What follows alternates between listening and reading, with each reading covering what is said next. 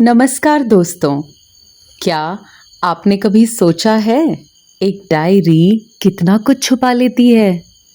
आज मैं आपको एक ऐसी डायरी की कहानी सुनाने जा रही हूँ जो लिखी गई थी एक चुप रहकर जीने वाली लड़की के दिल से। नाम था सानिया। वो शाम शांत थी।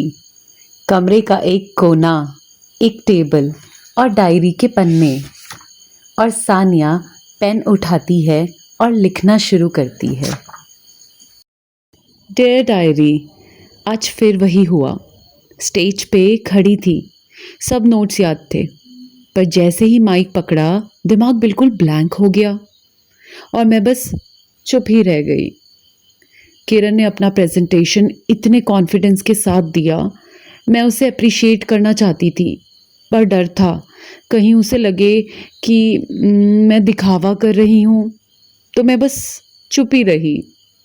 पता है डायरी, ये चुप रहना अब मेरी आदत बन गई है। सानिया के लिए दुनिया एक क्लासरूम थी, लेकिन उसके सवाल सिर्फ डायरी के पन्ने ही सुनते थे। लोगों पे उसका विश्वास जरा कम ही था और खुद पे भी शायद उतना नहीं जितना होना चाहिए था। एक दिन बारिश के बीच जब वो रिक्शा में जा रही थी, ड्राइवर हल्का सा मुस्कुराया और बोला, मैडम, आज बारिश काफी तेज है। वैसे आप कौन सा कोर्स पढ़ते हो? और सानिया ने बस एक छोटी सी मुस्कान दी और धीरे से कहा, कॉलेज जा रही हूँ भैया। बात खत्म हो गई। देखा, एक छोटी सी मुलाकात में एक छोटी सी कॉन्वर्सेशन भी हो सकती थी, पर सानिया ने खुद ही खुद को रोक दिया। अगला दिन क्लासरूम। ट्विंकल मैम ने साइकोलॉजी की क्लास में एक सवाल पूछा, क्लास, क्या इंसान अकेले जी सकता है या सोशल इंटरेक्शन जरूरी है? बताओ सानिया, आपका क्या कहना है? सानिया ने पहले तो सोचा, फिर हल्की सी आवाज में बोला, मैम, मुझे लगता है अपने प्रॉब्लम्स खुद सॉल्व करना ही बेस्ट है। दूसरे बस एडवाइस देते हैं, असली हेल्प तो कोई नहीं कर पाता। हमें खुद सब मैनेज करना होता है। क्लासरूम में एक पल के लिए तो शांति सी छा गई। फिर मैम ने उसकी आंखों में देखा और कहा, हेल्प का मतलब हमेशा सल्यूशन देना नहीं होता सानिया। कभी कभी हेल्प का मतलब सिर्फ सुनना भी होता है। और मैडम के ये लफ्ज उसके दिल के किसी कोने में उतर गए। शाम को जब वो हॉस्टल से वापस जा रही थी तो उसके दोस्त चिल्लाते हुए बोले, लाइब्रेरी चलते हैं ग्रुप स्टडी के लिए, चलोगे? सानिया, तू भी आ जा। पहले तो सानिया ने मना करने का सोचा, पर फिर उसके दिल ने कहा, एक कोशिश करके देख ले।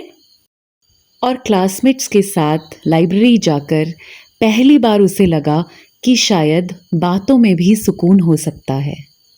लेकिन रात को डायरी खोलकर उसने फिर वही लिखा, मैं क्यों गई थी? ये मेरा कंफर्ट जोन नहीं है।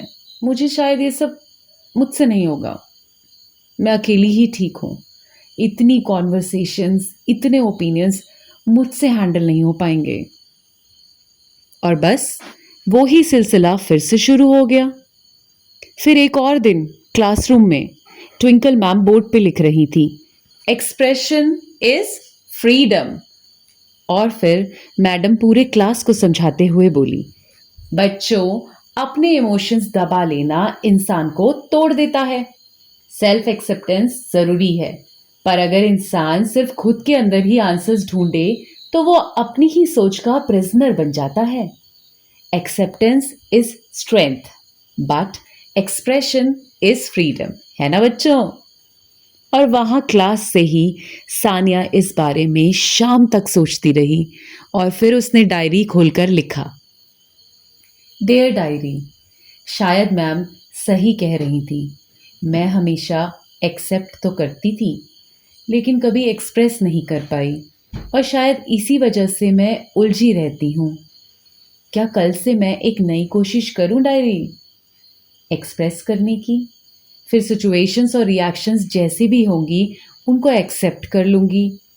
पर किसी से कोई पर्टिकुलर रिस्पॉन्स एक्सपेक्ट तो नहीं करूँगी, पर मैं एक्सप्रेस करूँगी बिना गिल्ट के, है ना डायरी?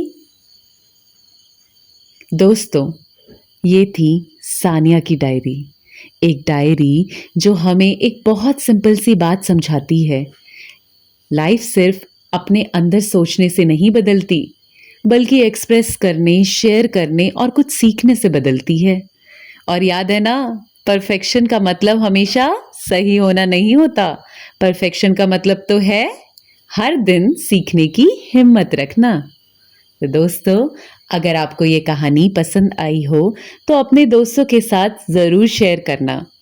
कमेंट्स में बताइए कि आपको सानिया की डायरी कैसी लगी। और हाँ, चैनल को सब्सक्राइब करना ना भूलिए। तो मिलते हैं अगले एपिसोड में एक और कहानी के साथ।